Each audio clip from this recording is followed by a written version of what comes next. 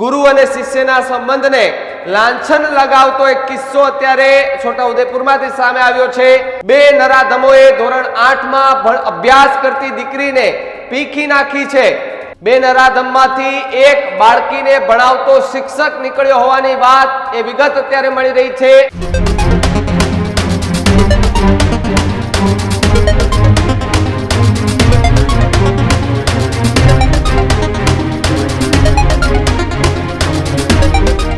नमस्कार, आप જોઈ રહ્યા છો ન્યૂઝ રૂમ અને આપની સાથે હું છું ભાવિક। સમાચાર છોટાઉદેપુરથી સામે આવી રહ્યા છે કે જ્યાં એક ચકચારી ઘટનાને લઈને ગુરુ અને શિષ્યના સંબંધને એ લાંછન લાગે તેવો એક કિસ્સો સામે આવ્યો છે અને આવી ઘટના અવારનવાર રાજ્યમાં બનતી જાય છે। આના ઉપર અંકુશ લાવવો પણ ખૂબ જરૂરી છે। નરાધમો બેફામ બન્યા છે।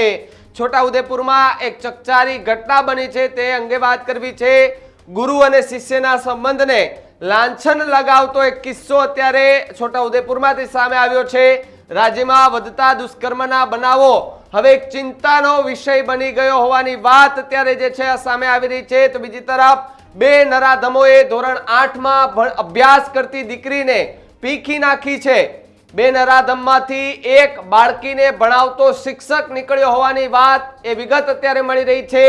શિક્ષક અને તેના મિત્રએ વારંવાર એ દીકરી પર દુષ્કર્મ આચર્યું હોવાની વિગતો અત્યારે મળી રહી છે। તો બીજી તરફ દીકરીની માતાએ કવાંટ પોલીસ સ્ટેશનમાં ફરિયાદ નોંધાવતા આખી આ ઘટના ઉપરથી કહી શકાય કે આખી ઘટના એ પ્રકાશમાં આવી છે। શાળામાં ભણતી દીકરીઓ પણ હવે એ સલામત નથી રહી, આ પ્રકારની વાત લોકમુખે થઈ રહી છે।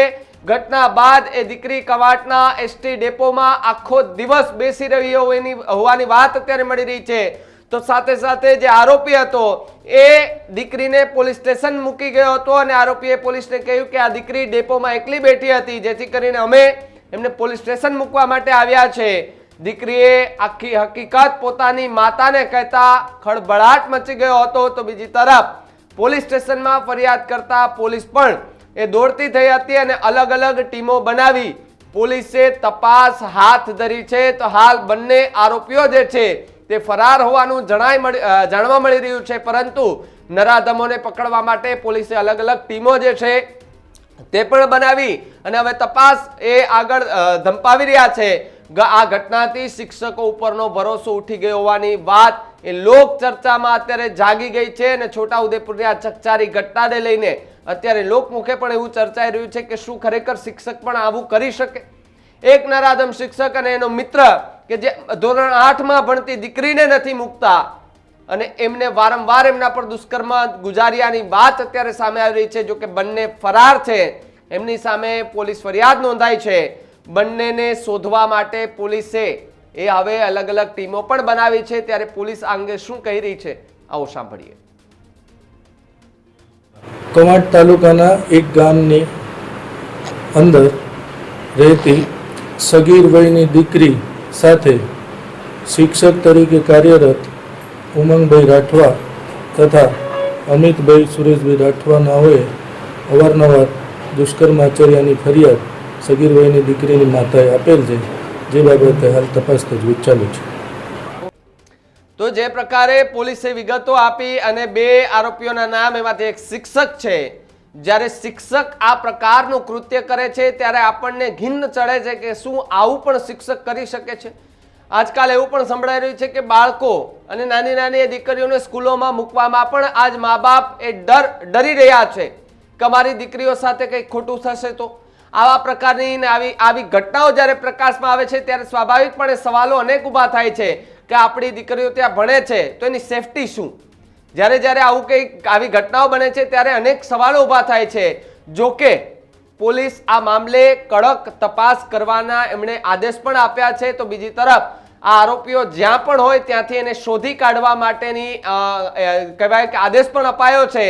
અલગ અલગ ટીમો અત્યારે લગભગ બધી જ જગ્યાએ સર્ચ ઓપરેશન પણ કરી રહ્યું છે અને આ ઘટનાથી એ શિક્ષકો ઉપરનો ભરોસો જે છે તે લોકોને એ ઉઠી રહ્યો છે। લોકો એવું કહી રહ્યા છે કે અમારા બાળકોની અમારે ચિંતા કરવાની ન હોય એટલા માટે તો અમે એ સ્કૂલે મોકલીએ, સારા સંસ્કાર ત્યાંથી મળે, સારું શિક્ષણ ત્યાંથી મળે, થોડી ચિંતા અમારી હળવી થાય, પરંતુ અહીંયા બાળકોને સ્કૂલે મૂકવા જતા હોય, જો કે બધા શિક્ષક એવા નથી હોતા. ક્યારેક ક્યારેક એવા દ્રશ્યો સામે આવે કે જ્યારે એક સામાન્ય શિક્ષકની બદલી થતી હોય ત્યારે એ શિક્ષકની આંખમાં તો આંસુ હોય છે, પરંતુ એ બાળકોની આંખમાં આંસુ હોય છે. સાહેબ, એ બાળકોની એ વાલીઓ પણ ધ્રુસકે રડી પડે છે કે સાહેબ અહીંયાથી તમે ન જાઓ. આવા પણ શિક્ષકો છે, પરંતુ એક બે આવા નરાધમો શિક્ષકોના કારણે આખા ગુજરાતના શિક્ષણ વિભાગ અને શિક્ષણ જગતને લાંછન લાગે છે. ત્યારે આપણને એવું થાય છે કે આવા શિક્ષકો કહેવાને લાયક નથી. આપણે જેને ગુરુ માનીએ છીએ એ ગુરુ આ પ્રકારનું કૃત્ય કરે ત્યારે આપણને એમ થાય કે આ ગુરુને લાયક પણ નથી. આ લોકોને જેલના સળિયા પાછળ ધકેલવા પણ એટલા જ જરૂરી છે જેટલા આ નરાધમોએ કાંડ કર્યું છે. આખી આ ઘટનાને લઈને તમારું શું માનવું છે કમેન્ટ બોક્સમાં ખાસ લખજો. જોતા રહેજો ન્યૂઝ રૂમ. નમસ્કાર.